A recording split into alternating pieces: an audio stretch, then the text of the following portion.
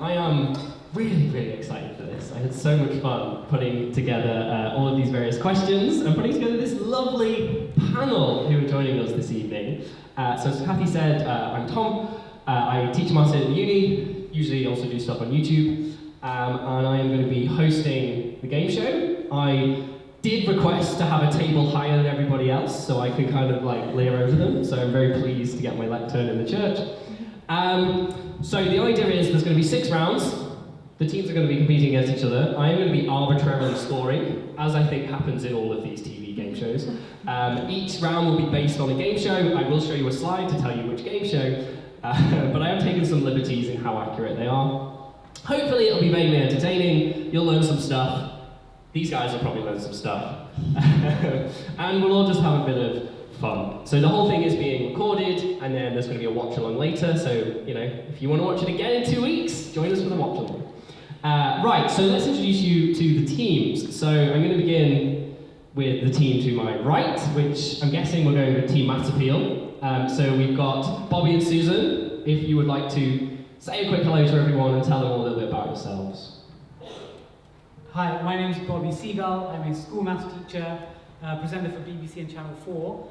But most importantly, I'm confused about whether 37 or 73 is my favourite prime number. Hello, I'm Susan Okereke. I'm a math teacher as well, and I want people to do the maths thing. And I love teaching maths, and I really love regular polygons. Nice. And the reason they are called Team Maths Appeal, I thought you would say this after that, I set you up guys, is that they run a podcast called Maths Appeal where they talk about maths and get everyone to be as excited about maths as we all are. So do check that out. Right, and then over on my left we have our second team who have just met each other this evening. So I feel like they're potentially already at a disadvantage. Or maybe it's an advantage, I don't know. So this is Sophie and Nira. If you would like to briefly say hello and introduce yourselves to our audience. Yeah, we're not at a disadvantage, we're getting on like a house on fire. Hi everyone, I'm Soph. I am the token scientist here today, so I don't have a little maths joke to make. But I'm a science communicator. I talk about science in schools, I do assemblies, and I also have a YouTube channel where I talk about science. And yeah, that's me. I've drawn a little palm tree on my name tag because when I'm failing at this quiz, I can imagine I'm like on a nice beach and I'm not here. That's me. I'm just noting down the bonus point for drawing the best name tag. Thanks, going to your Thanks, team. Tom. I know what you like, yeah. Hello, my name is Nira. I'm a mathematician. I work out in industry as a mathematical modeler. I'm also the president of the Institute of Mathematics and Application. But an interesting fact about me is in 2018, I won a competition and was named as the world's most interesting mathematician. So not much to live up to, yeah. And also bonus point for wearing the best shirt in the building. So never really 2-0 up, sorry. It's the only time we're going to be in the lead. Just because, again, everyone's so nice at it. Honest. Soph didn't mention, Soph's Notes is her YouTube channel. Oh yeah. So if you Plugging. also do check that out. And Nira doesn't have a YouTube channel or podcast, but you know. He's a president. He is the president of the IMA, so check that out. Check out the IMA. Yeah, sorry. Check out the IMA. Right. I think we should get started, shouldn't we? It's enough of me talking nonsense. So the first round is going to be, we've got some slides for you all. It's going to be countdown. And I googled countdown and got the new, apparently, thing. I haven't yet seen it with Anne Robinson. Has anyone watched it with Anne Robinson as presenter? Okay, is it working? No one gets sent home. You know, weakest link is like... Yeah. Is she still being, like, typically... She's mellow a bit. Oh, sorry. She's mellow a little bit. Okay, alright. So we're going to do the countdown numbers round, obviously. Couldn't resist being mathematicians. So I think we're going to let, seeing as you're already losing, we're going to do Maths Appeal. So you need to tell me how many large numbers and how many, well, the rest are small, aren't they? One rest one? Okay. Is that right? Yeah, do that. Okay. We decided one big, the I'm going to have to do you like minus points for forgetting mics at this point. Oh, sorry. Come on. Sorry. Sorry, I'm just trying to help out. Our videographer. Okay. One big and the rest small, please. Okay, so I'm guessing everyone knows how countdown works. In case you don't, this is my phone is going to randomly generate a number that the teams need to get within 30 seconds. And they're going to have one large number, which is one from 25, 50, 75, or 100. and 5 small numbers. And all you're allowed to do is add them, multiply them, divide them, subtract them. Okay, so because obviously you can all play along as well, because if these don't get it, I'm going to throw it out to the audience. So we want one large. Alright, so your numbers are, and you want to write these down, 100, 10, 1, 5, 6, and 9. And the total you're trying to get is 116. 160. Go. 116, yes. I should have got the countdown. I mean, I know, yeah, I'm literally looking at this and like, you don't need the 30 seconds for this, do you? Alright. Yeah, and we're just going to call it after like 10 seconds at this point. I hope that not all this. Okay, right, that'll do. So, you guys went first. You guys don't have a team name. Nira and so. What? New best friends. The new best friends. I'm going to have to write it down once again. Nira's like, oh my days, get me away from this person. Okay, the new best friends. Have you got 116? Yes. Okay, how did you do it? You go. I did 100 plus 10 plus 6. Fabulous, round of applause. This is how you know it's actually random. I'm guessing, I can see you've got the same, though you did it differently. I did 100 plus 10 plus 5 plus 1. Especially about number bonds, because the ways of forming, for example, I did 100 plus 9 plus 6 plus 1, Susan did 100 plus 10 plus 5 plus 1, so different ways of forming the same number. So you can do some primary school maths here. I think Bobby wants a bonus point. It's so hard. I mean, I'll give you it. I will give you the bonus point. You get 10, I think, according to Countdown scores, if correct. So you both get 10. Both of you get 10 for that. All right, the new best friends. How many large, well, yeah, and then the rest small. Up to 4, maximum 4 large. One large. All right, 1 large and 5 small. Okay, and let's hope this one's actually not really easy. All right, 1 large. Okay. 100, 3, 10, 8, 7, and 2. And your time starts now. Wait, what are we getting? 988. Now your time starts.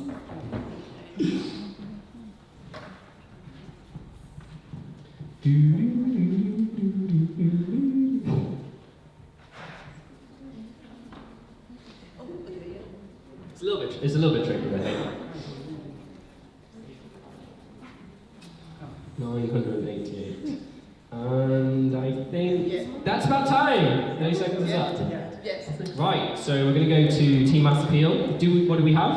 988. Alright, and then we're going to go to New Best Friends. 988. Okay, right. Team Maths Appeal, would you like to explain how you got to 988? Okay, wait. Yeah. So we did 100 multiplied by the 10 to give us 1,000. Yeah. So we were then thinking we need to make 12 somehow. Yeah. So we were playing around and with the numbers. Very nice. Right. Yes, I'm thinking about that. I don't know those things.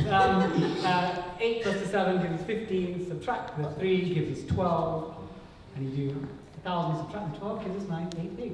Yes, I think that's correct. And Nira, I can see you've got some nice working out there. Quickly. Okay, so same 100 times 10. Yeah. Yeah. Then you go 7 plus 3 plus 2, 12. Fabulous. Yeah. Fabulous. And another one of Bobby's number bonds as well, right? Getting that number of 12. All right, another 10 points each. I hope one of the we should give everyone a round of applause, shouldn't we? Right. Team Maths Appeal. Oh, okay. How many large? 2. 2 large this time. Is that crazy? Yes. We're going to do 4 rounds. I should have told you we'll do 4 rounds. Okay. So 2 large. 25, 75, 2, 5, 9, 7. And your total is 998. Go. 998. Yes, that is correct. How do I do this one? Oh, this one's harder.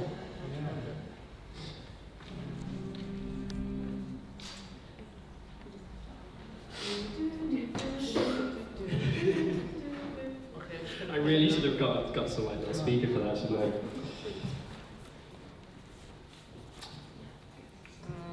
We would have used the music, but Countdown won't let us. Copyright. It wasn't just because I forgot. Right, that's 30 seconds. 30 seconds. What do we got? We got stop writing. Come on, pens down. Pens down. Who did those numbers? Right, so it's the new best friends. What have you got? 997. We've got a 997. What have we got over here? 970. What did you get? No, 970. Okay, alright, so that's definitely too far away from points, isn't it? But 997 is very close. So, Nira, how did you get? Okay, so we had 25% 5 equals 100. Yeah. Then 2 times 5 is 10. Yeah. Add it together is 110. Yeah. Times by 9 is 990. Yeah. Plus the 7 is 997. Very nice, and then you've got no numbers left. So, yeah, you can't. But good, yeah, no, that's very good. Round of applause for Nira. Did anyone in the audience get 998? Oh, you did! Right, we're doing audience contribution. How did you get? I think so. 25 plus 75 is 100. Yeah. 2 times 5 is 10. Yeah. Multiply that, we've got 1,000. Yeah. 9 take away 7 is 2. Of course. Amazing round of applause. Yeah. I'm really glad you had the answer because I did not. Right, so, but you get your one off, so you get 9 points. Is it 9 points if you're one off in Countdown? Don't ask him, he's only the team. Does anyone know the scoring system of Countdown? 7 points. I feel like it's 9 points if you're one off, because it's just 1 off 10. Yeah. I feel like It's no points because you didn't get right. Yeah. I'm a teacher. Only joking. Okay, 7. I think he's right, it might be 7. I think we'll go with 7. You can get 7 points, 7 points. Okay, and 10 points to our guy in the back of the audience. As a third team, we're going to write that down here. Audience. Oh, we'll do audience. He's our team. Even our team. No, I'm literally keeping score of the audience. We'll see if they beat both of you at the end. It's going to be quite entertaining. Okay, right, so that means one round left, doesn't it? Right, and it's going to be the new best friends. How many large numbers would you like? We have 2, please. Right, 2 large numbers, yes. So, your numbers are 50, 75, 1, 4, 7, and 9. And your total is 264. Go. And I'll try and actually do this one.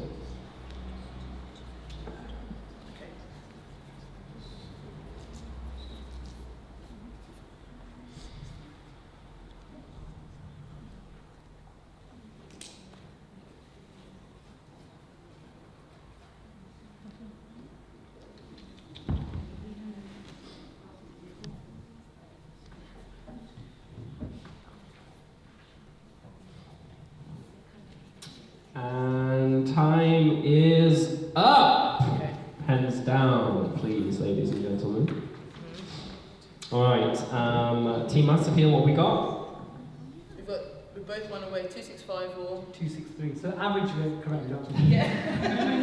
Nice. Okay, so we've got one off over that side. I've got 265. We've got a 265 over here as well. Okay, so I think, Bobby, let's hear your, or Susan, one of you, let's hear your method. Get 265. Okay. I did 50 times 4, 200. Sorry. 50 times 4, 200. Yeah. 75 take away 1, take away 9, 65. 200 plus 65, 265. Yeah, I think that works. Yeah. That's exactly what I did. Oh, can we see? Is it? You can see 50 times 4 is 200. So I did 75 minus 9 is 66. 66 minus 1 is 65. Yeah, okay, yeah. Very good. Right, round of applause by teams. You get 7 points each. We get bonus points for coming 2 ways and coming 1 away. Bonus points. Bobby, if you keep asking for bonus points, I'm going to take negative. I'm going to give you negative points if you keep asking. Oh, someone's got it? Someone got it. Oh, yeah. I'm just trying to note down all these scores. Right, yeah, sorry. I will now throw it out to the audience, who I have every faith will have got this. We're sort of at the back, was very excited. Okay, so yes, please tell us how to get 264. 50 times 4 is 200. Yeah. 7 times 9 is 63. Oh, of course! So easy when you do it, isn't it? Amazing. Round of applause. We're all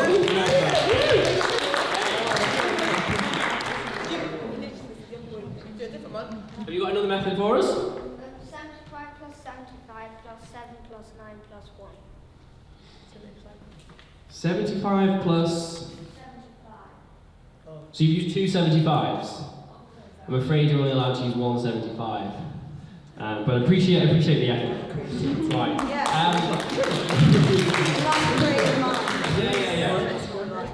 Bending the rules to your will, I like it. Okay, so that brings to an end the countdown round. I'm not going to tell you all the scores, but anyway, the audience are doing great, they've got 20 points. Right, so that's it, we've done countdown. So next up, we have Mock the Week. My interpretation of Mock the Week. So in Mock the Week, which I only recently found out isn't on TV anymore, apparently, they have a round where they show you a picture, and you have to look at the picture and then explain what news story that picture is representing. So we're obviously not doing news, we're doing science and maths. So I'm going to show you all the picture, and based on that picture, I want you to tell me the story from maths or science that the picture is representing. Alright? So you're going to get creative. Think about this one. And this is going to be a buzzer round. So you can either whack the desk, you can make a buzz noise, you can, I don't know, jump out of your seat, whatever we want, really. Points may or may not be awarded for good buzzer noises. Right, so your first picture is... What's going on? Story from science or maths? You can see some of the audience members feel like they know this one. Oh, Ayo. Oh! Ayo, I love it! That's like the best buzzer I've ever heard. It's cowpox, Edward Jenner, 'cause you see a little cow in the Amazing! with the little window. Round of applause, very good. Very good. Right. So we have to give you 10 points for that, aren't we? So, do you want to... The cow looking at the baby, like, look what my pox is helping that baby. So it's the first vaccination, isn't it? Yes, yeah. It's the first vaccination. Edward Jenner, I don't know how long ago. Do you know how long ago? I don't know. 1860 something, thank you. That's more points for the audience. The cat looking all jealously. Yeah, so you've got the cow in the window. I was going to point that out for you all if you didn't get it. The cow in the window. So Edward Jenner realised that the milkmaids who were milking the cows caught cowpox and then didn't get smallpox. And he thought, ooh, is it because it's training their immune system to fight off smallpox? And then tested it out, and it worked, and it became the first vaccine that we ever made. So did you know, very topical. Did you know, Tom, there was actually a woman who did the same thing, not obviously as big of a study, but she happened to find of her own accord that cowpox stopped people getting smallpox. I can't remember her name, typical. But yeah, like, I only learned that like the other week. That in there was a woman, like a rich woman who found it out before. And amazing. Yeah. All right, there's more bonus points. Appreciate that. Right. Yeah. Okay, so yeah, that was round one. Well done. Okay, and I could see quite a few people in the audience looking very confident when it first came up, so I'm sure you all got it. Right, second one, are we ready? What is the maths or science story? What is going on in this one? Maths opinion. Yes. So the person being thrown overboard is the person who suggested that they should use algorithms to work out GCSE grades in 20 years. Very good. Very good. I mean, it's not correct, but you're getting a lot of bonus points for that. That is very good. Hammer time. Hammer time, okay. Yes, Mr. MC Hammer. Right, I got it, right. The story is this. Pythagoras believed that integers were made from God and was the perfect number. And then one of his disciples says, hey, I found an irrational number that cannot be expressed as by the division of two integers. And Pythagoras was so unhappy that he got that mathematician and threw him into the water. That is true. Very good. Thank you very much, Nira. Round of applause. Well done. That is the correct answer. Do you know... Is the guy in the cap Pythagoras? Sorry? Is the guy in the cap Pythagoras? with those tats as well, you know. Does anyone know the name, bonus point alert, the name of mathematician who was thrown overboard for discovering irrational numbers? Any audience? Chance to up the audience score. Which is the mathematician who discovered irrational numbers and was unfortunately thrown overboard? Yeah. Mr. Third? Absurd. It is not Mr. Surd. It's a very Greek-sounding name. Because you ever talk ancient Greece? Can you give us a clue? First letter, say. Apollo? H. Hippocrates? Nope. Hip. I was going to say hepatitis.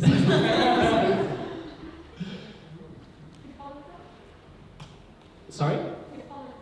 No. Hippocrates. Nope. Good guess. Hypotenuse. Hercules? Hippasus. Oh. He's not a very well-known mathematician, but Hippasus. And did you tell us which was the irrational number that he discovered? Square root of 2. Square root of 2. Yeah, very good. We're not very smart. Right, yeah. So that was good. So I like your idea though, Bobby, that the person who came up with the marking algorithm in 2020. Okay. Picture number 3. Fingers on buzzers.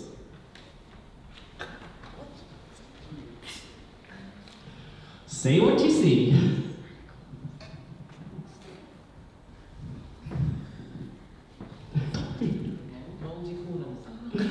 It is indeed a moldy corner, yeah. There's a story.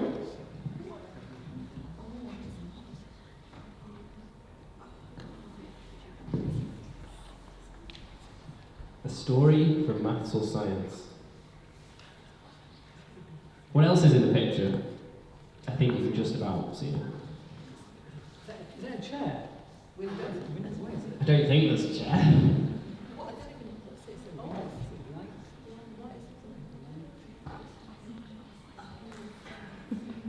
Is it a window?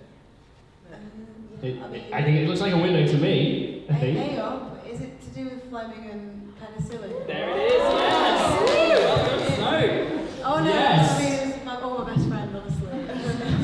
Yeah. Do you want to tell us more? Well, just that Fleming left some stuff out and then some penicillin grew on it to kill bacteria, and that's how penicillin was found. That is exactly correct. Yes. Very, very well done. 10 points for the new best friend. Yeah. So I'm aware that one was tricky, but it was. There's mould and there's a window. I thought that would be enough. Choosing competence is the way forward in science, isn't it? It does, yeah, completely accidental discovery. I think it was just, he'd been doing experiments in Petri dishes and just, like you say, just kind of left them like piled up near the window and then noticed that one of them had grown mould and the bacteria weren't, like they were sort of like, the mould was like killing them basically in the Petri dish. And that's how we got penicillin. Oh, amazing! All right, well, okay, 10 points for the audience then. All right, brilliant, well done, very well done. Right, and now the fourth and final pitch round is Hammer time? Hammer time. Yes, Mr. Hammer. Galileo, because they use that to satellites because they do like a slingshot. Yeah. It is indeed a satellite. This is how I will respond to that answer. I don't think anything you said was incorrect. It is not the answer I'm looking for, but you get points for identifying that it's a satellite and talking about slingshots because they're cool. So well done. Any other further advances on the satellite? It's a particularly special satellite. I'm aware that, I personally couldn't tell which satellite was which in a lineup, but it is quite a famous one. Voyager. Was that the cameraman joining in? It's a new one. Right, there's a fourth team now, cameraman. This year or anytime? It's anytime. Isn't it that Voyager left our heliosphere? Bobby Seagull, round of applause. It's the Voyager satellite. Well done. Yeah, it is. It's the Voyager satellite. So what's special about the Voyager satellite? So there's Voyager 1 and Voyager 2 in the 70s and 80s, and one of them, I think, left the limits of our solar system. Exactly. I think was it a few years ago, a couple of years ago now? So I believe the Voyager satellite, I don't know if this is 1 or 2. Tell I've done my research. I think it's Voyager 2. I think it's the furthest man-made object away from... It is the furthest man-made object away from the Earth, yes. And it looks like that. So now we all know. Alright, so thank you everybody, that brings to the end the mock that we pitch around. There's all kinds of things scribbled on this paper. I'm pretty sure the new best friends have quite a commanding lead though. So just, I'm not going to add them up yet, but you guys are doing very, very well. The audience are not too far behind. And they're not even part of this, so... right. Okay, so game show number 3 is Would I Lie to You? Oops, sorry. Apparently I just said the word silly, so just let me shut that. So, game show number 3. This is Would I Lie to You? So the teams know how this is going to work, so this is to explain to the audience. Each team have a couple of scientific words, and what they're going to do is read out 2 definitions for the word, and the opposing team has to figure out who is telling the truth and who is lying. So you're going to hear 2 definitions for each word. Join in yourselves. Please don't actually Google it on your phone, because obviously then it spoils the fun for everybody else. Right, who's going first? Who went first in countdown? You guys went first in countdown, so let's let the new best friends go first. So, which, could you please give us one of your words? 2 definitions? Okay. The word is vinculum. Ridiculous. Yes, vinculum. Oh, right. Vinculum. Yeah. Yeah. Okay, Vinculum. so let's go A minus B plus C, and I have an underscore under B plus C equals 1 over B plus C minus A. Or is it this? A minus B plus C with a line under the B plus C equals B plus C minus A. So is it, so we're saying it's the line. So is it this line? Or is it, I was literally about to say, one of these has to be correct. is it this line here? Or is it the line under the B plus C on that one? Yeah, Yeah. Right, okay. It's the first one because it's the line in a fraction. So yours. Is this one? Yeah. Do we tell them the answer? Yes. I think we know a bit about etymology, because vinculum comes from vincia, which means like unfettered, like a bar or a bond. So that's where the word derives from. So you knew that one? Yeah. Ah. I think we're teachers. I tried to get the most I'm obscure words. Tom, Teachers. Tom, they're not right. Yeah, okay, can I explain? But also, there's another definition, mathematical definition for vinculum, means parenthesis. So henceforth, it's this one. Oh, what bracket? Yeah, It's the one containing the brackets. yeah. Apparently it's one. Everyone's looking very confused. I mean, This has been big brain working here. Yeah. Half an hour before the show started, it It's was a bit like, of protest. I actually can't remember the correct answer. I was relying on you all to know the correct answer. We're doing maths appeal. The appeal steward. So is it not the fraction? No, it's a parenthesis.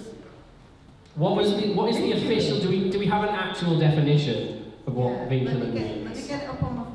Has anyone? Okay, audience. Time to earn points. Anyone in the audience got an actual definition of what vinculum? I taught my year 7 means? students last week with the word vinculum, and that things I've misled my year 7 students. Well, so the vinculum has a definition, means that you can have a line over the decimal point, or under the decimal point, but also if you continue it, and when you put it into its algebraic form, it means to replace a parenthesis, which I went for. It says here, a vinculum is a horizontal line. It may be placed as an overline or underline to indicate that an expression is to be considered grouped together. That's wiki there, and you've got to trust wiki. Yeah? So, but it doesn't here we mention group- brackets. No, but it's grouped, can be considered grouped together. Like that's Okay, that I expression see. is grouped together. And if you go further, it talks about parenthesis. And if you go further, it talks about, oh yeah, there we go. But in modern mathematics, yeah, there we go. This is now this use has been replaced generally by parentheses, so it's the same use as parentheses. So you gave 2 correct definitions. Yeah, but Instead of giving 2 incorrect definitions, it sounds like you've given 2 correct definitions. This is definitely wrong. This is definitely wrong, but this is definitely right.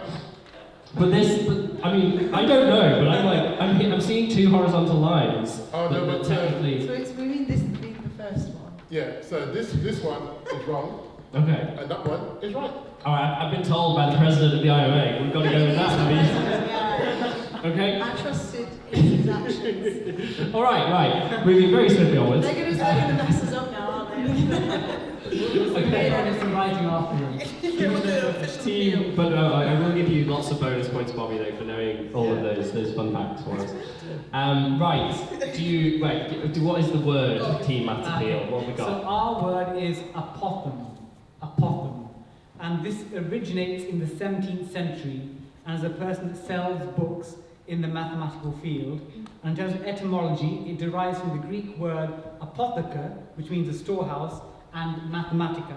So the full word is actually apothemathematica, but they call it apothegm. Or, apothem is a line from the centre of a regular polygon at right angles to any of its sides. Or it's a possum with a lisp. Can you say your definition again? Me? Yeah. Sorry, So, a line, so apothem is a line from the centre of a regular polygon at right angles to any of its sides.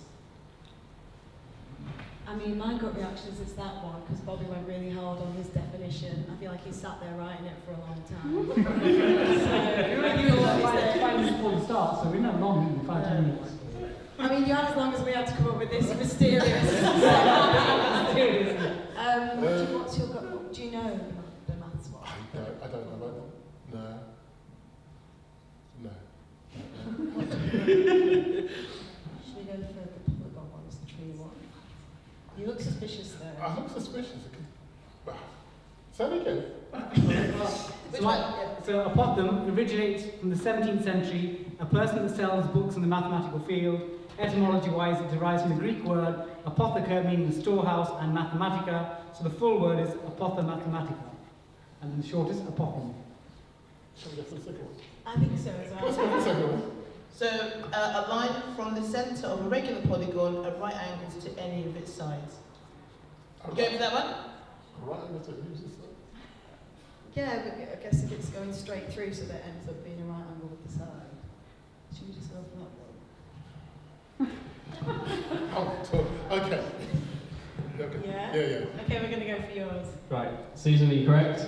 I'm correct. Okay.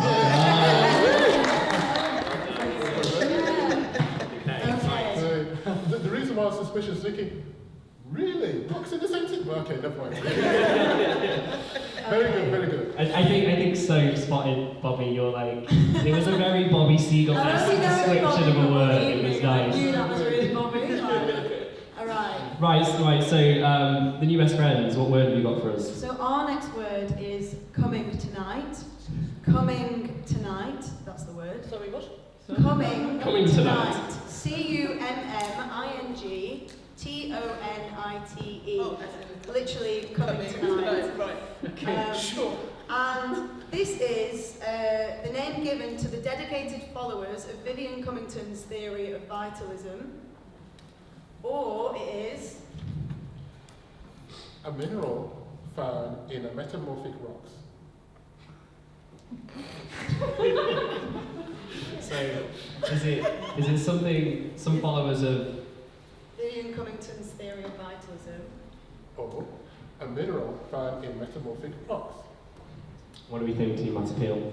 Just one more time, that's coming tonight. So what is vitalism? It is the idea that the reason humans survive is because they have some kind of vital life force keeping them going. And Vivian Vivian Cummington. is the founder of that. Yeah, it's her idea. When was she around? Do you know? I don't know. Does Wikipedia tell you much? I didn't read it in that much detail. Okay. I'd have been curious. If I was on Wikipedia, I would have checked them. Do that time at the beginning of this thing. And the other one, what was the other one? Just a mineral and a rock. A mineral found in metamorphic rocks. The mineral sounds boring and expected. So coming tonight, do you think? So what do you think is I think it's vitalism. vitalism? So that's like a left field. Yeah. I mean, We want that to be true, don't we? yeah, because she sounds cool. Yeah. Maybe yeah. I want to be a part of this coming tonight team, you know, it sounds quite jazzy. So Susan, Okay, wait. Because I actually thought it was going to be the metamorphic thing, but if you're right, I have to get if you're wrong, you have to get me a piece of jewellery that's made from coming tonight. This is escalating. So if That's why with vitalism saying that's ridiculous. It seems like it's good. I'm like, no, that was a ridiculous circle. That was a ridiculous circle. But it could be so ridiculous it's true. It's a tricky one. It sounds It is like a what a tricky comedian one. would write. It sounds like what a comedian, a science comedian. That's what sci-com is, not science communication, it's science comedy. It's anything you want it to be, Bobby. Okay. What do we think? Okay. You're the quiz monster. This is not. No pressure. You're the quiz The monster. people trying to deceive us. I know. Paxton doesn't try to deceive us. He tries to break you down. Okay. Okay. What do you think? My gut it sounded like the mineral found. It sounds like a steady. Do you think so? Why have we never heard of Vivian Cummington? Why have we never heard of that? Oh, okay. So I might. Okay. Whereas obviously I know the name of every rock in existence. Here we go, Susan. If I'm wrong, I'm going to buy a shirt for both of us that says we believe in Vivian Cummington. We are coming tonight. Yeah. And if I'm Too much. Okay, right. So if I'm wrong, I have to buy you some jewellery. that's from the mineral coming tonight. Okay. And If you're wrong, I have to wear a t-shirt down Oxford Street wearing I am coming tonight. okay, right. So Who We still need an answer. so who should go? Okay, right. Let's go with your one. Let's do mineral. So I'm going to go for Nira's. It's a mineral found as a metamorphic rock. I just want to know what the audience, which Yeah, what do you think? Let's do a vote. So who thinks it's Vivian Cummington? Who believes in vitalism? Followers of the idea of vitalism. Who believes that's the correct definition? Oh, wow. Okay. Wow. Okay. Just one. Okay. And then everyone else, just to check, people are actually Everyone paying thinks some the form of mineral- attention. Raise your hand if you think it's the mineral. Okay. Oh well. Very, very strongly in favour of the mineral. I will keep my mouth closed then. Well, So- it actually is the mineral. I want to ring. I'm But married. vitalism is a real thing, and there is a scientist called Vivian Cumming, so I just kind of morphed it. It did genuinely sound believable. Yeah. If I didn't know the answer, I would have been See, at least I'm clarifying with Susan. When I do a circle, that means ridiculous. Sounds like he's more the It's like circling an answer on a test. You're like, what are you doing, silly student? Right, we've got to get one more. We've got to get one more. Yeah, there's one left. We've got one left. So the final word would be what I lie to you round. It's going to Team Maths Okay. Appeal. I'll go first. Okay. Right. So ours is stimulated emission. Right. This is a process that occurs when a photon interacts with an atom's electron and causes it to drop to a lower energy level, which then releases energy in the form of another photon. Okay. Next.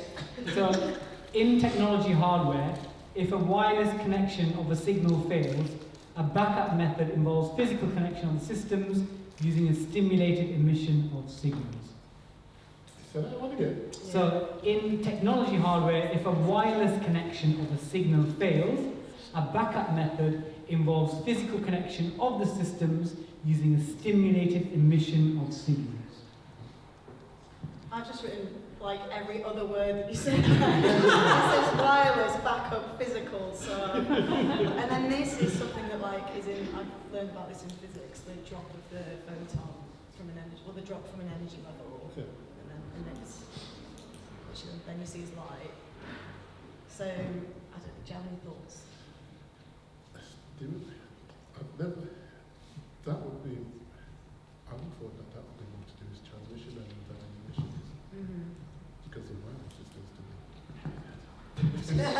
You can speak loudly. You can't buzz us at this point, right? So you think Don't need to listen. that's more to do with transmission, not emission? Well, maybe I'm wrong. Would be wrong. So I thought wireless is to use transmission. Yeah, whereas rather that's more to do with emission. Emission, because I'm thinking, trying to think of, in the mathematical sense, when we're talking about diffusion, emission, transmission. Yeah, Well, emission. I think that as well. Yeah. Okay. Do you want to go for that one? Yeah. Yeah? It's one of the sneaky things you know to be that one. Well, yeah. Right, yeah. well, just because it's fun last time, it's an audience vote, so... Yeah, so which one do people think? Yeah, do you think it's the one about electrons and atoms and things? Raise your hands. Okay. And then do we think it's the other one, Bobby's one about technology, hardware and Wi-Fi, backup signals? Okay, so the audience seem to, I think they agree with you. We already underlined, Yeah. we think it's the Yes, photon. they believe it's the one to do with emission. photons and emissions. It is! Yeah, More points for the audience as well! I'll be so relieved. No, ooh, so you're a little bit ahead of the audience. Is it an actual score sheet? Yeah, like there's like numbers and things. This is very professional. I'm to judge my ability to host a game show. Sorry, game show. Minus 1 point for chat. For chat to the host, back chat. Don't appreciate that. Right, thank you very much. So that brings the end the What I Like to round. Number 3, we're going to just skip through the words. Oh yeah, these are I probably should have put these up. So that was Vinculum, Stimulated Mission, Apodem, coming tonight. Named after the guy who discovered it is called something Covington. And it's like minerals end in the word ag. Imagine if it was Vivian Covington who discovered it, that would be like Okay, next, 4th round. So this was based on QI. It has nothing to do with QI apart from me saying it's based on QI. It feels like it should be around a QI. I'm calling it the estimation round.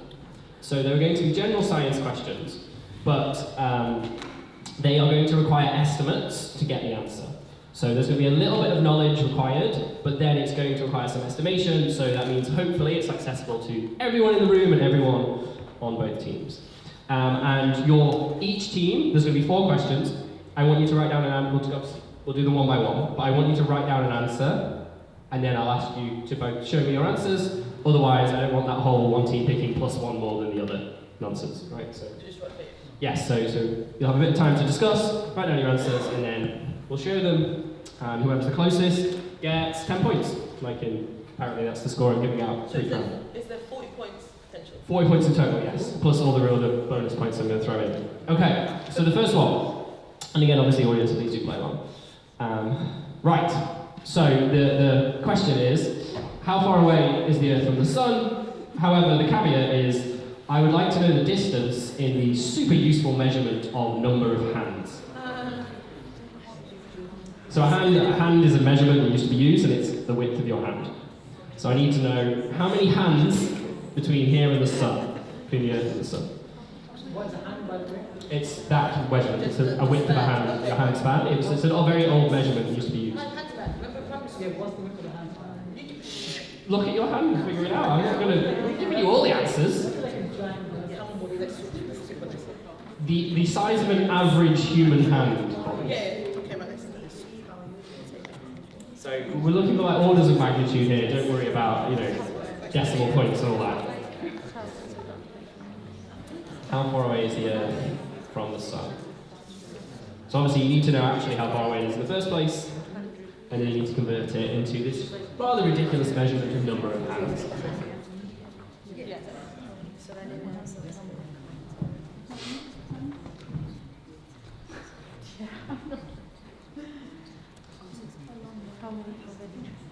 Oh, and whilst everyone's doing that, actually, I just realised we got to the halfway point, so it's about time I took my shirt off.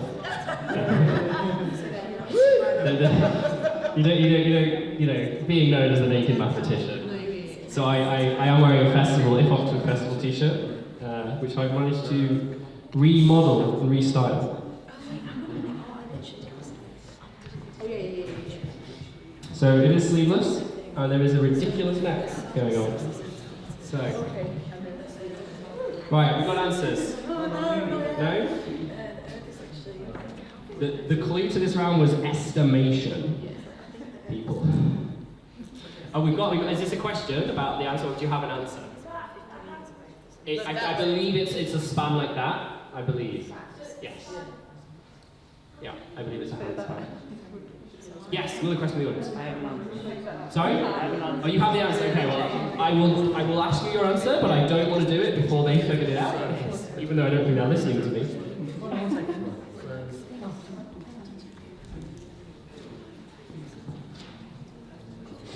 Right, I'm giving you about 20 more seconds, otherwise we'll be here all evening. There's 4 of these. Should have thought about this, shouldn't I? I also just like to point out for the benefit of the audience, I love that the new best friends have both drawn pictures of the sun. Little diagrams. No one's getting no bonus points for that. I've got to give them bonus points for that. And also another -1 for the back chat. But Tom, I really love your t-shirt, it's so great. Okay, plus 3 for that. Your tattoos are amazing. Plus 3. You got a great smile as well. Too much bubble. Symmetrical. Y equals. I'm going to work out the smile. Have we got an answer? Yeah, we do. Okay. Alright, come on. Yeah. New best friends, we've got an answer. Yes. Alright, okay, let's go new best friends. Hit me, what we got? 2 billion hands. Alright, we've got 2 billion hands. Can you give me that in standard form? Oh, 2.0 times 10 to the 9 hands. Okay, so 2 times 10 to the 9, okay. I'm only asking because my answer is written in terms of 10 to the something. That's all. 2 Okay. times 10 to the 9. 2 times 10 to the 9. 7.5 times 10 to the 11. Oh, it's so close! The correct answer, very well done Matabeel, the correct answer is 1.5 times 10 to the 12. So you are really, really close. Round of applause. And then, did we have... Sorry, I said I'd come to the guy in the front. What did you have? 1.5 times 10 to the 12. Oh, bang. How? Did you Google this, didn't you? No. So the Earth is 150 million kilometers from the Earth. Yeah. So that's 1.5 times 10 to the 8. Yeah. So that's 1.5 times 10 to the 11 meters, and 1 hand is roughly a decimeter, so that's Okay. 10 times. Wow. I've got to give the audience all of the points on that calculation. And then we've got, did you also have did you have the same over there? Okay, so we're actually.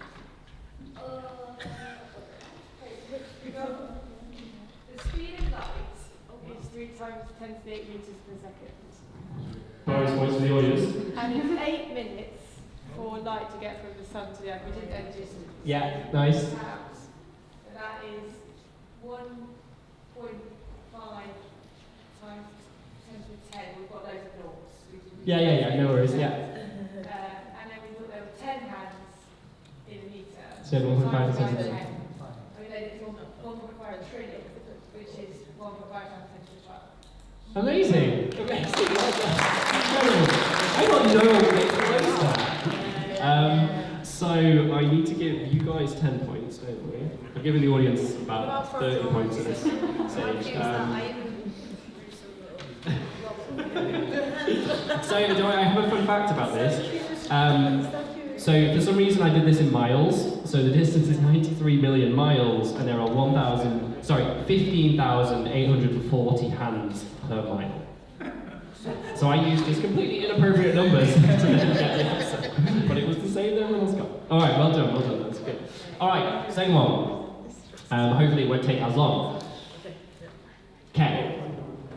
How much does 1 troy ounce of rhodium cost? So a troy ounce is an amount, it's a measurement. And rhodium, as it says there, is the most expensive non-synthetic element by mass and volume. As according to Wikipedia, as of yesterday. 1 ounce. So rhodium is the most expensive non-synthetic element, so non-man-made, like exists naturally. It's currently the most expensive element to buy is rhodium, and I'd like to know how much 1 troy ounce would cost. So what's a troy ounce? I can't tell you what a troy ounce is. A troy ounce is apparently what you buy your elements in. It's told you, it's estimation.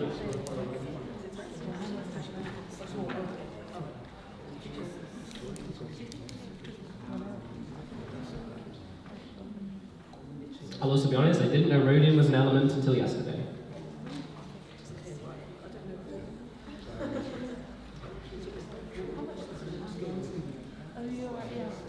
A troy ounce is not a massive amount, I will give you that much, right? It's not like a barrel or something.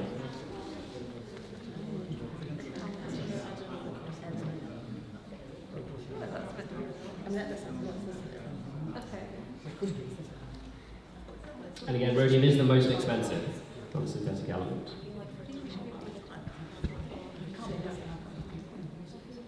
Does anyone in the audience know what a troy ounce is?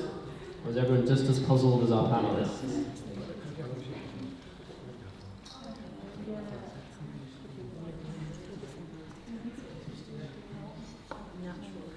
We got an answer? Okay, I think we got an answer from Team Maths Appeal. My answer's in dollars.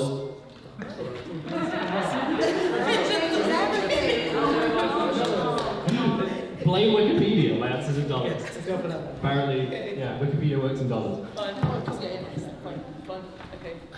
I mean, Alright, we went to, I can see numbers that you written down. Right, Team Maths Appeal, do we have an answer? So based on the exchange rates at 12 o'clock today, it's important because it changes the whole we've gone for $200,000. Okay, $200,000, yep. And what have we got over here on the new best friends? 5 packet chips, yeah. Yeah. is it? Based on nothing at all, we've written down, and I say I've written down because I don't want you to have to deal with this, $2,470,630. Alright, so $2.6 million versus $200,000. $200,000. So you're both wrong. So many questions. You're both wrong. The correct answer is $29,400. Was anyone close to that in the audience at all? What did you have? 26,000. Very nice, very nice. Very good. Our first guess is £20,000. Which would have been yeah. Okay, Just look at it. so what is a troy ounce? A troy ounce is about 30 grams. That's So I quite good. feel like I gave you a bit of a clue when I said it was a reasonably small amount of substance. Yeah, so apparently you buy your minerals and elements of periodic table in troy ounces. Yeah, 30 grand for a troy ounce of rhodium is the most expensive. And what is rhodium used for? I have no idea. Anyone? Rhodium? Anybody? Couldn't even tell you where it was in the periodic table. Yeah, don't know. Probably in the middle, probably a transition metal. We'll go with that. It's a transition metal. Once again, showing. Synthetic, it's got to be quite early because the later elements have got to be, a lot of them got to be man-made, so. Good. Bonus It points. doesn't really make any sense, that, but yeah. Which is why I thought it would be worth so much. So who was closest then? So you would have been closest. Yeah, Team must be alright. Okay, yeah, you get the points for that. Well done. Right, next one. How many hairs on the human head? And then bonus question: who has more, blondes, redheads, or brunettes? Put them in order. Put those three in order for bonus points. But the question is, how many hairs on the human head? Obviously, on average, it's going to differ a lot. A lot. Yeah. Could literally be zero. No, I was just thinking about how many would be in this.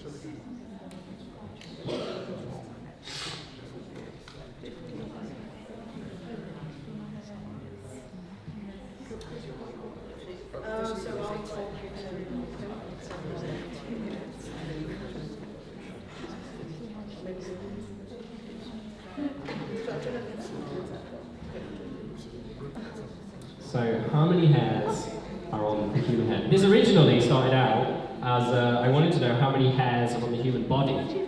Apparently, Google couldn't tell me the answer to that, so it then just became how many are on the human head. I probably should have actually done the body one because you could extrapolate the number on the head. Damn it. It's a better question.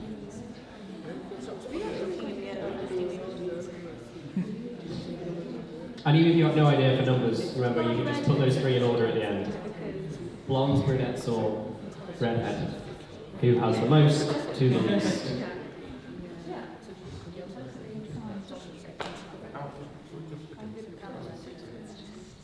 You're actually working this out, aren't you? Nice, you're actually like trying to do it as a thing. Nice.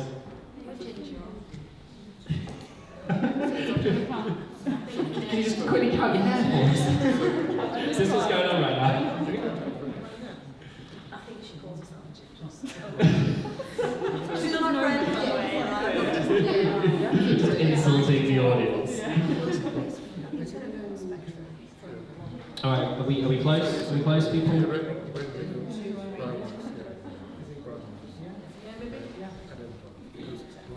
Okay, I can see an answer from Team Mansfield. We got an answer, your best friends?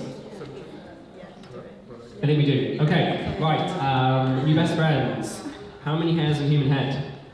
7 trillion? That's a lot of hairs. How many hairs in a human head, Team Mansfield? We've gone for 20,000. You're a lot closer. It is 100,000. 100,000 on average. Can we get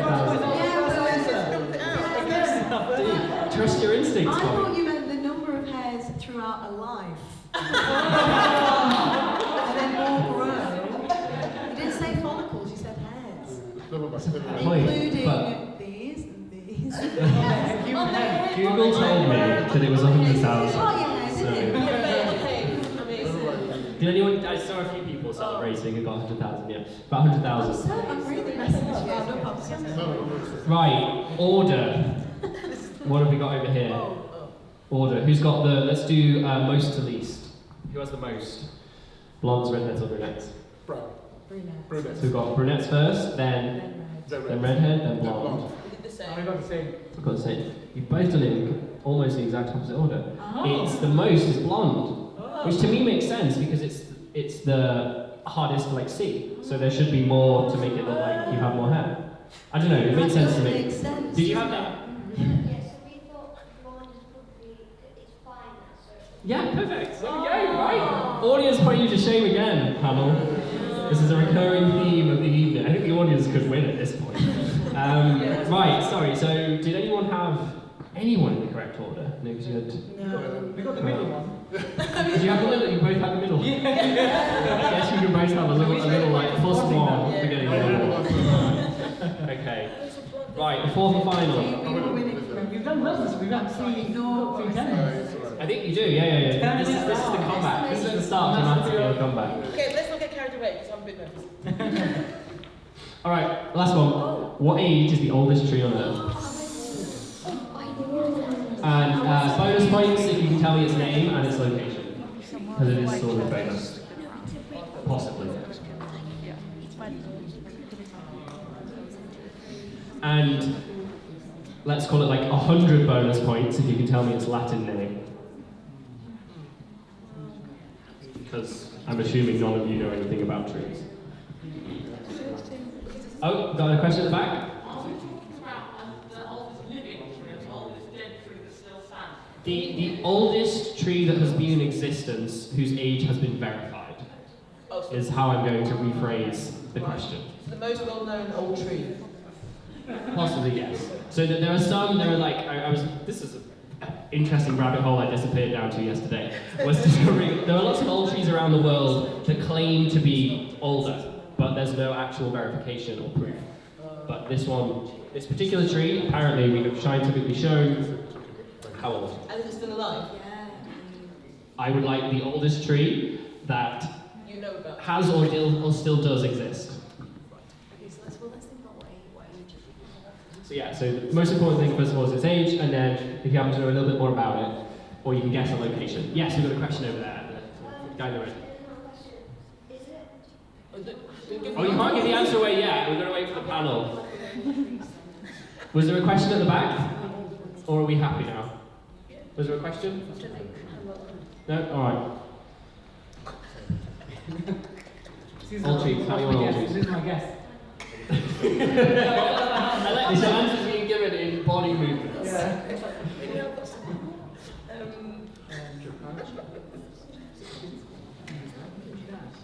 Alright. Yeah. Any ideas? This is insane. Think you've got an answer? Okay, we think we've got an answer. And if you haven't guessed a name, guess a name and location. If you don't know, just write down a name and location. You'll probably get bonus points if it's funny.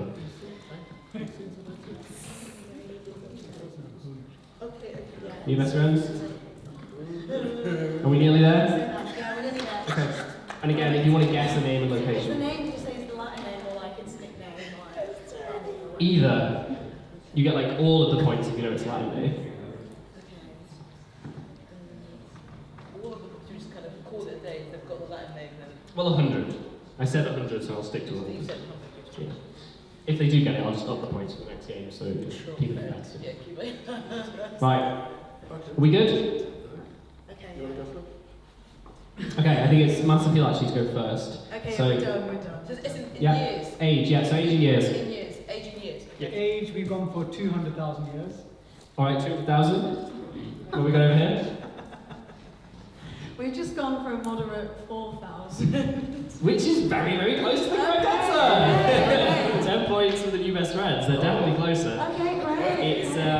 It's 4,900. Oh, very good. Yes, it's 4,900 years old, the oldest tree to have existed. It no longer does. That's why I didn't want to answer everyone's question about is it still around. It wasn't. It was chopped down in 1964. In fact, anyone got a location and a name? So we think it's in California, and it's the baby trees. Wow. Okay. It's not in California. And then have we got a name or age over You here? said Japan. Was it in Japan? It's not in Japan. Oh, we didn't come up with. We thought the Latin name might be Phoenicius Ancientum. And its name is Leave Me Alone, which obviously didn't work because got shut down. Good guess. And I'm going to give some bonus points to Team Maths Appeal for getting. You got the correct country, so it's actually in Nevada, Oh, yeah. in the United States. Does anyone know the name of the tree? You got any tree enthusiasts in the room? It's called Prometheus. Is it? Was, so it was chopped down. Apparently it was a whole thing, again, another rabbit hole I went, you can see how exciting my Tuesday is. There was a whole story, apparently it was very controversial that it was cut down, because there was actually nothing wrong with it, but it was cut down for scientific reasons to check how old it was and study it, rather than anything. Yeah. And it was a great basin bristlecone pine, which the Latin name, and I kid you not, is Pinus longeva. Go right down, Google it. It's probably pronounced Pinus. It's literally, that's why I said I'll give you 100 points if you get the Latin name of this tree. Honestly, that is it. Pinus longeva. Right, so yeah, that's it. We're done with trees and we are done with the exclamation round. Well, did anyone in the audience have that at all, or even close? This is very good. I know, yeah, 4,000 was on the point. I love how you laughed as well, just because you hear it. Just because I've really ruined this round with your investigations, so I think I made up for 7 trillion to be fair. So. Alright. Right, we've got two remaining rounds.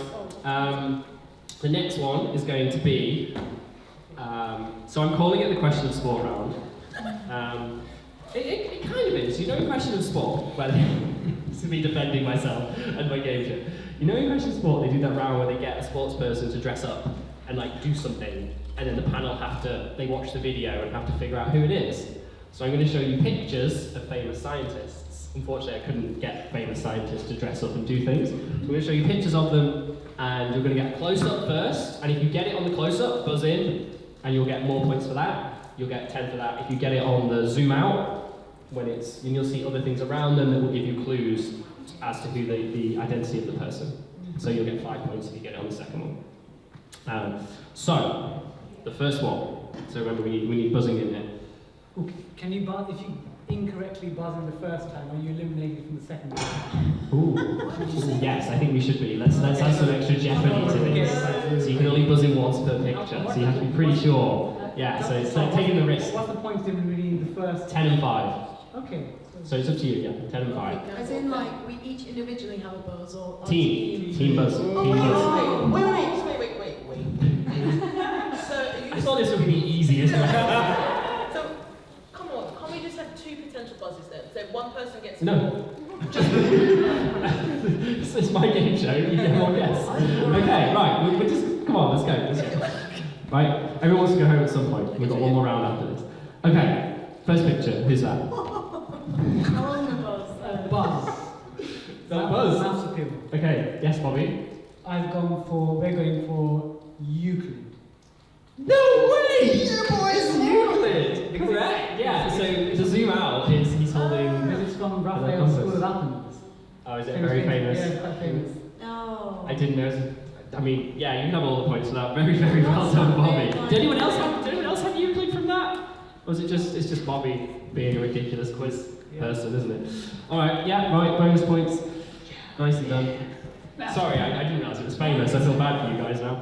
It's a science one, it's a sort of just totally fine. Because I was trying to make this a level playing field with the professional quizzer versus That's all. Alright, no, very impressive, very impressive. Okay, so now we know how it works. Round 2. Bus. Mass. Oh, Yeah, you got it first. I think you got it first. It's Marie Curie. Oh, he's on Yeah, fire! I was gonna say, I heard it on the tip of your tongue. Yeah, I was gonna say. Marie Curie, yes. So, Yeah. possibly would have had a bit more clues, but you know, playing around with some conical flasks and whatnot there. So, yeah, that's going to be another 10 points for maths appeal. Right, next one.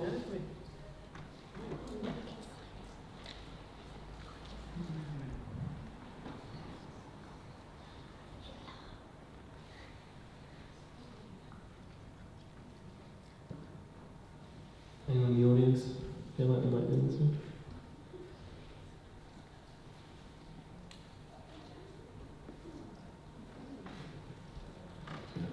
Okay. Alright.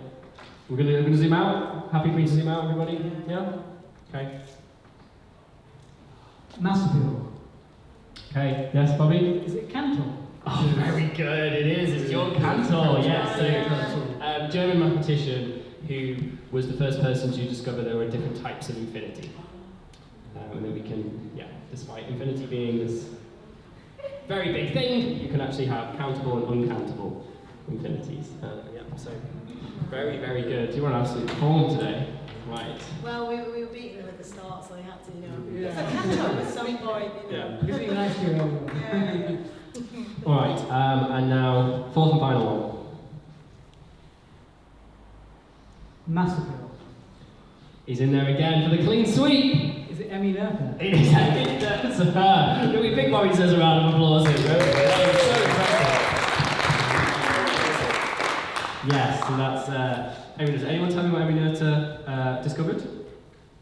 Yeah. I can't know. Yes, audience. Back in the game. The theorem that for every conserved quantity, for every symmetry there's a conserved quantity. Yes, the relationship, basically the importance of symmetry in physics. So when we zoom out, there's two of them. And it just says at the bottom there, symmetry and conserved quantity are the same thing. Really, really, Noether's, I don't know how to say it, Noether's theorem, really, really important in lots of physics and in particular in maths as well. Right, so that has really changed the scores there. So I think I don't know whether we should see how much it's riding on this last game or not. Probably not. Should we just save it all for the end? Well, because there's no hope. I think it looks, you can see how organised my score sheet is. I think it looks really quite close. There's just a load of numbers written all over everywhere. So no, I think we'll just head into the final round, I think. Right.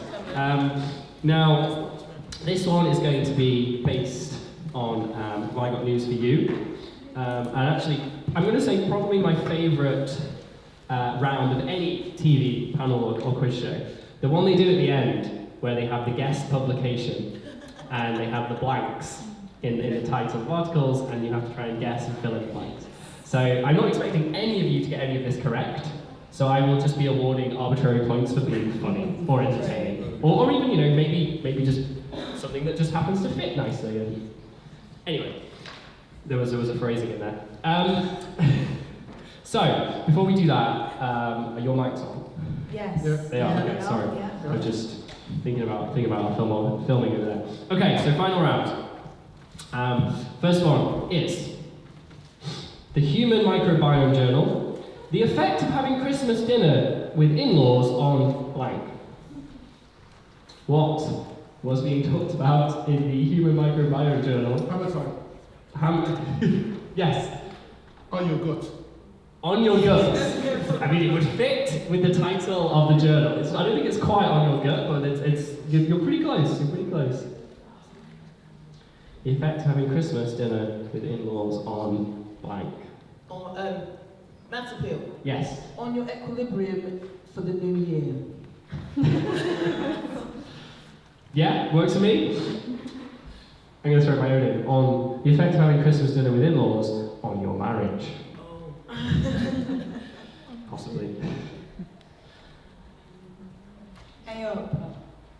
Go on. The effect of having Christmas dinner with in-laws on stress-induced immune response. Ooh, it's close, it's close. Yeah. I think we've got a suggestion from the audience. Yes, at the back. The effect of having Christmas dinner with in-laws on On Christmas Day. Christmas Day. Very nice, very nice. It is not correct. I think, have you got any final guesses? Any final sort of vaguely serious guesses? The effect of having Christmas dinner with in-laws on long-term blood pressure? No, but it's you give some points to Nira and New Best Friends because it's actually very closely related to the gut.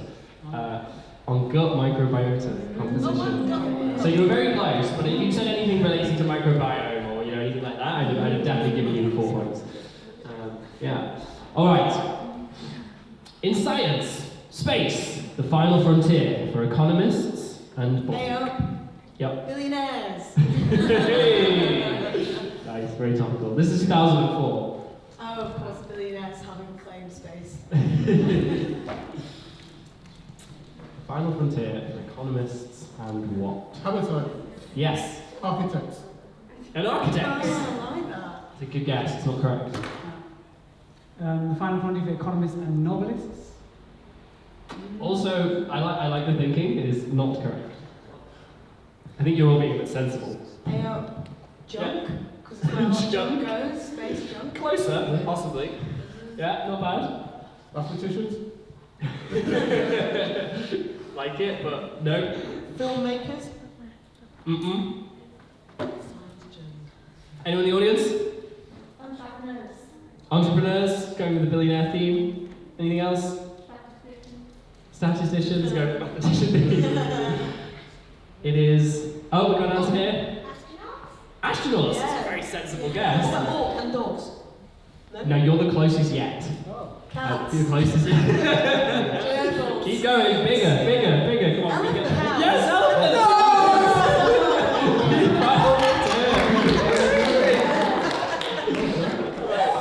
You get 10 for that. I'll give 5 because Susan got close with the animals. Nice. I was hoping someone was going to say an animal and we'd get there. The final frontier for economists and elephants. I'd love to read it. What was the start? What's the starter frontier? That's the final one. All right. Number 3. Mirror on the wall, who's the most blank of them all?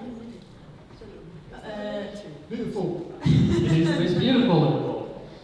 Who's the most microRNA compatible of them all? Very, very close. Yeah, sorry, mine.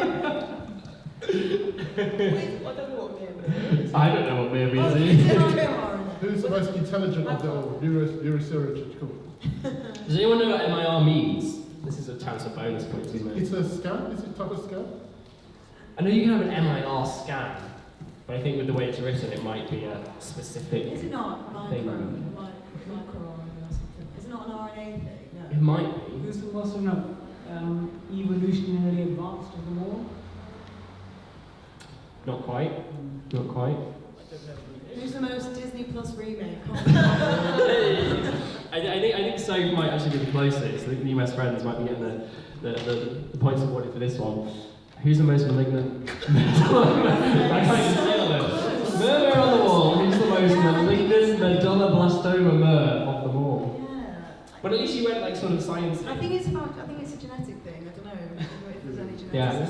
So that's that one. Die Hard are blank. The Bruce Willises of blank.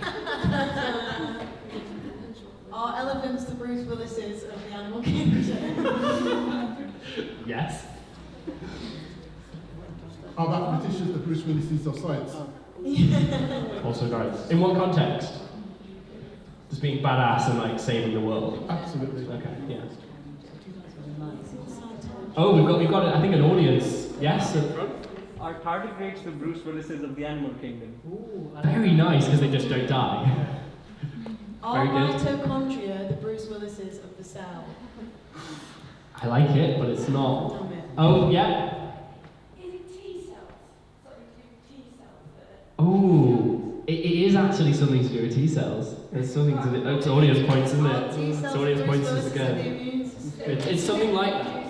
Our cancer stem cells, the Bruce Willis is a tumor. Okay, sorry, not T cells. But yeah, you were there with the cell thing. You figured it out. Our cancer stem cells, the Bruce Willis is of tumor biology. I think the idea being that they can come in and save the day. At least that's how. 2009, was Bruce Willis a thing in 2009? Probably. It's probably not a thing now, is it? But he probably was in 2009. Alright. The blank, and the blank. Open questions about questionable openings. The good, the bad, and the ugly. The Lion, the Witch, and the Wardrobe. Very good. Very good. It isn't correct, but very good. The who, the what, and the why. Open questions about questionable openings. Oh. Nice. Yeah, it works. I think it's not a Oh, I novel. thought you said it was right. No, it's not right, but it's good. It's good. This one's from a, I think it's like a biology journal, this one. The comment, the question, and the one that's neither. Open questions about questionable openings. Something biological. The body, the brain, and the things we don't talk about. The head, the shoulders, the knees and toes. The correct answer. The mouth, the anus, and the blastopore. Where did you get it? I mean, does anyone tell me what a blastopore is? No idea. Google it in private, Tom. On incognito. That could be my evening's entertainment. What is a blastopore? Okay. 53 Shades of Blank. I've actually seen this one. Ooh. Can you remember what it is then? Thinks he's seen it. P55 is a cancer-related genetic. Is that what you Ooh, said? this is good knowledge. I'll give you a few bonus points for overhearing that one. Shades of mutation. No, but I like it. Good guess. Shades of tuber. Nope. Is it just grey? Have they just put grey? It is not grey or a colour. It's going to be Shades of no way. hippo. 53 Shades of Hippo. Yeah. So I don't actually know if it's about hippos. I'm guessing not, considering it's in et al. Cell Death Differ is the journal. So it's probably. I think you might be right when you said P55 is a thing. Maybe yeah, P53 is. mutation Maybe it's like short for hippocampus, something. It's I don't know. not, no. But yeah, 53 Shades of Hippo. Right, I have a couple more. Oh, this one's brilliant. A mathematical model of blank, the most infectious disease of our time. Love. Yeah, I was going to say, the notion of romance. And obviously it can't be COVID because this was in 2012. Just flu? It's not flu? No. Ariana Grande's discography. Oh, you're so close! Oh, You're actually really, really close. I'm going to give you the points. Beyonce. It's Bieber Fever. It's a mathematical model of Bieber Fever, the most infectious disease of our time. Oh, no, that's it. That's the last one. That's the last one. Right. That's it. That's it. So I am now going to attempt to total up these scores. And then we will announce the winners. And then that's it. My money's on the audience, not going to lie. Alright, so you're going to have to give me a couple of minutes to figure this out. Oh, you're not actually going to believe how close this is. Yeah, it's actually, considering how arbitrary the scoring is, this is ridiculously close. There are 3 points between the two teams. So, it's almost as though I planned this scoring system to work a treat. So, in third place, commiserations audience, but a very, very respectable 98 points. Give yourselves a round of applause. Very, very good. I felt like at the beginning you were going to put our panel to shame. In second place, it's the new best friends and Team Maths Appeal win. So, Team Maths Appeal 149 to 146. It was basically Bobby in that picture round, wasn't it? Like, just pulling out those 40 points. I think we all winners here, guys. Far some more winners than others. Exactly. Right. So, all that remains to say thank you so much to Soph, Nira, Susan and Bobby for being a fantastic fantastic panel. Thank you to our audience for participating. I hope you had fun. I hope you hopefully learned some stuff as well. And yes, it's been a real pleasure to put this together and work with you all. So again, thank you so much. Enjoy the rest of your evenings. Thank you, Tom.